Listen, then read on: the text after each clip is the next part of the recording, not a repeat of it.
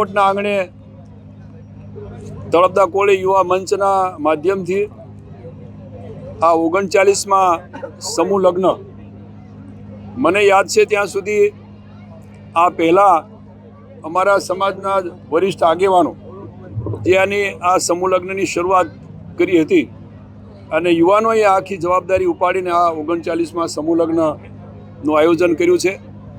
આ યુવા મંચની સાથે એની ટીમના માધ્યમથી 25 જેટલી નવદંપતીઓ દીકરી અને દીકરાઓ જે સમૂહ લગ્નમાં જોડાયા છે એમનું નવું જીવન એટલે આ નવદંપતીઓ એના જીવનમાં સુખ શાંતિ અને સમૃદ્ધિ આવે એ રીતે ભૂદેવોએ શાસ્ત્રોક્ત વિધિથી આ સમૂહ લગ્ન એનું સંપન્ન કર્યું છે, આટોપ્યા છે।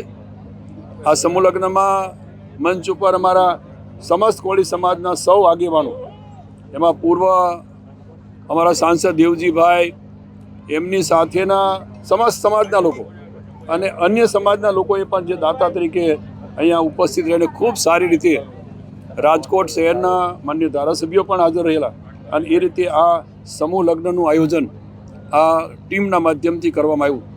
ખાસ કરીને સૌનો એક હંમેશા આ સમાજ શિક્ષિત બને, આ સૌરાષ્ટ્રનું માન્ચેસ્ટર એટલે મુખ્ય મથક છે, અહીંયા સમાજના દીકરા દીકરીઓ માટે એક સરસ મજાનું શિક્ષણનું ભવન બને એ રીતે સૌએ સાથે મળીને નિર્ણય કર્યો છે કે આગામી દિવસમાં અહીંયા પણ એક સરસ મજાનું શિક્ષણનું ભવન બને, દીકરા દીકરીઓ સૌરાષ્ટ્રમાંથી બીજા જિલ્લાઓમાંથી આવીને અહીં રહીને અભ્યાસ કરી શકે, વ્યસન મુક્ત બને, સમાજ શિક્ષિત બને, સંગઠિત બને અને સમસ્ત કોળી સમાજ એક હક અને અધિકારો માટે જાગૃત થાય એવા સૌનો હંમેશા ઉદ્દેશ રહ્યો છે ને એના ભાગરૂપે આ સમૂહ લગ્નનું આયોજન પણ થયું હતું અને આગામી દિવસમાં હજુ પણ વિશેષ સમૂહ લગ્નમાં જોડાય એવો પ્રયત્ન આ ટીમના માધ્યમથી થશે। હક અને અધિકાર માટે ભાવનગરમાં મહાસંમેલન મળવા જઈ રહ્યું છે, એ વાત અલગ છે, એમાં હક અને અધિકારો ત્યાં શેના માટે છે એનો ઉદ્દેશ અથવા તો કોઈ વાત નહીં, અમને એ બાબતે કોઈ અમને જાણ કરી અથવા તો એ બાબતે અમને વિશ્વાસમાં લીધા અથવા જાણ થયું અમને હજુ સુધી છે નહીં। એમના બે ચાર લોકો કોઈ જાહેરાત કરી દેતા હોય તો એવું મહાસંમેલન ન કહેવાય। આમંત્રણ મળશે? હવે આમંત્રણ કયા હેતુ સાથે મળે છે એ હશે તો ચોક્કસ જઈશું, પણ એના હેતુ અને ઉદ્દેશો હોય અમને જાણવા મળે તો જઈએ, એમાં કંઈ વાંધો નથી, સમાજનું છે। હકની જે વાત આવી, સમાજ જે રીતના શિક્ષિત થયો છે ને એવી પણ માંગ છે કે આગામી સમયમાં મુખ્યમંત્રી કોળી સમાજ, જો આ કોઈ એક સમાજના માંગણી કરી લઈએ તો એમ મુખ્યમંત્રી ન થઈ, સૌ સમાજના લોકોનો વિશ્વાસ એને સંપાદિત કરવો જોઈએ, વિશ્વાસ જીતવો પડે કે બીજા અન્ય સમાજના લોકોનો પણ જેમાં સહકાર રહે, સાથે રહે અને સૌ સમરસતાના ભાગરૂપે આપણે વાત લઈને આગળ ચાલીએ તો સમજાય સમાજ મોટો છે, પણ અન્ય સમાજને વિશ્વાસમાં લઈને ચાલીએ તો એ શક્ય છે, બાકી કોઈ એક સમાજથી મુખ્યમંત્રી જે બગદાણાની જે મેટર છે, એસઆઈટીની કામગીરી આટલા સમયથી છે પણ હજી સુધી કોઈ તેમના દ્વારા કોઈ પણ પ્રકારની પ્રતિક્રિયા આપવામાં આવી નથી।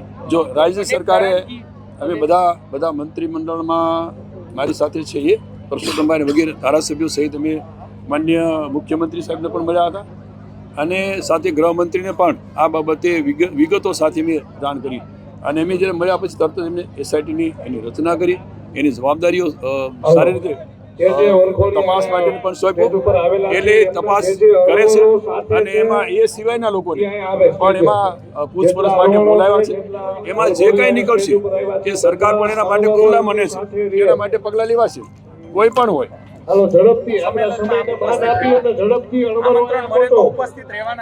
સમાજનો એ આમંત્રણ ખાસ કરીને આપવાળા કોઈ મિત્રો બોલાવતા હોય તો એમ તો ન જોઈએ, પણ એનો હેતુ ઉદ્દેશ શું છે અને એ પોતે વ્યક્તિ કઈ જાહેરાત કરે તો સમાજ, હું જાહેરાત કરી દઉં તો સમાજને કોઈને વિશ્વાસમાં લીધા વિના હું કહું તો પણ બધા લોકો એમ ભેગા ન થઈ જાય, પણ એનો હેતુ ઉદ્દેશ શું છે એને ધ્યાનમાં રાખીને જો મુદ્દા મુકાય સૌને વિશ્વાસમાં લઈને કરે।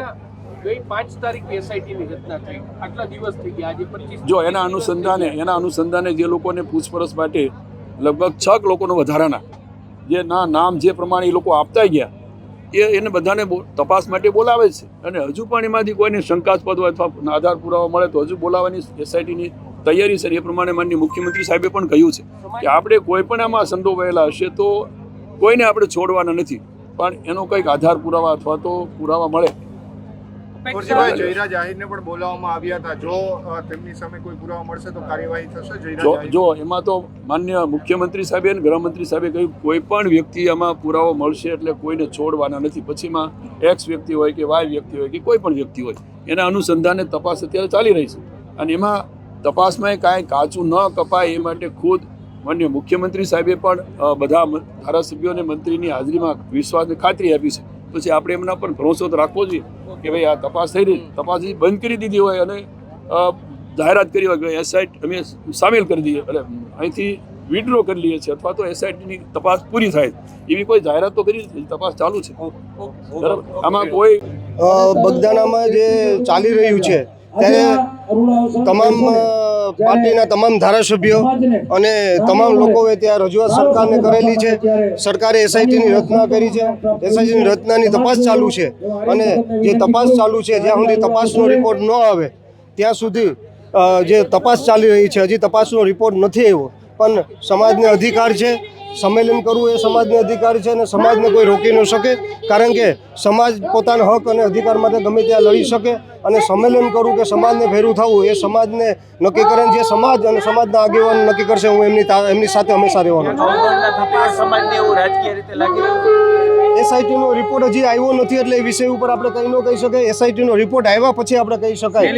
પહેલી તારીખે વિમલભાઈ ત્યાં હાજરી આપશે સમાજનું જે સંમેલન છે અને સમાજના આગેવાન દ્વારા અને ત્યાંના આયોજક દ્વારા જો મને આમંત્રણ દેવામાં આવશે, હું 100% હાજરી આપીશ. જે એસઆઈટીનો રિપોર્ટ જે છે એ એસઆઈટીનો રિપોર્ટ આવ્યા સિવાય કોઈ પણ અમે એની ઉપર કંઈ પણ વાત કરવી મને યોગ્ય નથી લાગતું. કોળી સમાજ છેલ્લા ઘણા સમયથી એવું કહે છે કે રાજકીય પ્રભુત્વ કોળી સમાજને પૂરતા પ્રમાણમાં જોઈએ એવું મળતું નથી. હકીકત શું આમાં સમાજને પ્રભુત્વ મળવું જોઈએ? સમાજ બહોળો છે પણ સંખ્યા એટલી નથી. સમાજમાં અમારા સમાજમાં ધીમે ધીમે સમાજમાં એકતા થાય છે. ધીમે ધીમે સમાજમાં એડ્યુકેશન વધતું જાય છે. ભણતર અને શિક્ષણના કારણે સમાજમાં એકતા થઈ રહી છે. એમ ધીમે ધીમે સમાજમાં પહેલાં સમૂહ લગ્ન ન થતા, આજે સમૂહ લગ્નો થાય છે. પહેલાં કોઈ સમૂહ લગ્નમાં ન જોડાતું, પહેલાં કોઈ વિદ્યાર્થી સન્માન સમારોહમાં ન જોડાતું. અમારા સમાજમાં પહેલાં કોઈ સરકારી નોકરીઓ ઉપર નહોતા, પણ આજે સરકારી નોકરીઓ પર અમારા સમાજમાં ડીવાયએસપી પણ જોવા મળે છે, એસપી પણ જોવા મળે છે, મામલેદાર પણ જોવા મળે છે. પણ જે પ્રમાણે સમાજની વસ્તી પ્રમાણે જેટલું એડ્યુકેશન જોઈએ ને જેટલા નોકરીઓ જોઈએ એ પ્રમાણે નથી. એટલે સમાજ જેમ ધીમે ધીમે આગળ વધી રહ્યો છે અને એકતા થઈ છે, એમ જેમ જેમ સમાજ જેમ આગળ વધશે, જેમ જેમ એડ્યુકેશન વધશે, એમ સમાજની જાગૃતતા પણ વધશે અને સમાજની પ્રવૃત્તિ સમાજને પણ દરેક પાર્ટીને સ્વીકારવું પડશે. ચૂંટણીમાં કોળી સમાજની માંગ છે કે મુખ્યમંત્રી અમારા સમાજનો હોવો જોઈએ. હકીકત શું આમાં તમે કઈ રીતના જુઓ છો? સમાજમાં મેં કીધું કે જેમ શિક્ષણ વધશે એમ એકતા વધશે. પહેલાં કોળી સમાજમાં બહુ ઓછી ટિકિટો દેવામાં આવતી, હવે સમાજમાં બધી પાર્ટીમાંથી ટિકિટોની પ્રમાણતા વધતી જાય છે. અને 2027માં પણ અમે તમામ પ્રયત્ન કરશું કે વધારે વધારે કોળી સમાજમાં ટિકિટો મળે, અને વધારે ટિકિટો કોળી સમાજમાં મળે તો કોઈની તાકાત નથી કે કોળી સમાજને મુખ્યમંત્રી બનતા અટકાવી શકે. ભાવનગરના જે સંમેલનના આયોજક કોણ છે, કયા હેતુથી બોલાવે છે, એ અમારા સૌરાષ્ટ્રમાં સમસ્ત કોળી સમાજના રાષ્ટ્રીય અધ્યક્ષ માન્ય કુંવરજીભાઈ બાવળિયા, એમને પણ જાણ નથી. હું પણ પ્રદેશમાં હોદ્દેદાર સૌ સમસ્ત કોળી સમાજનો, વેલનાથ સેનાનો અધ્યક્ષ સૌ ગુજરાતનો, અમને પણ જાણ નથી ને આ માહિતી અમને છે નહીં. ત્યાં લગી તો કયા હેતુથી બોલાવતા હોય, કોણ બોલાવે છે એ અમને કાંઈ મેલે ખબર છે. કદાચ તમને આમંત્રણ મળશે તો એટલે એજન્ડા શું છે, એનો હેતુ શું છે, એ તો પહેલાં એને ખરેખર સંમેલન બોલાવવું હોય તો જે નોખા નોખા મંડળ હાલે છે, વેલનાથ મંડળ હોય, માનધાતા હોય કે સમસ્ત કોળી સમાજ હોય, એ સમાજની ગુજરાતના આગેવાનોની મિટિંગ બોલાવી છે કે આપણે આ હેતુથી અમે ભાવનગરમાં સંમેલન બોલાવી રહ્યા છીએ.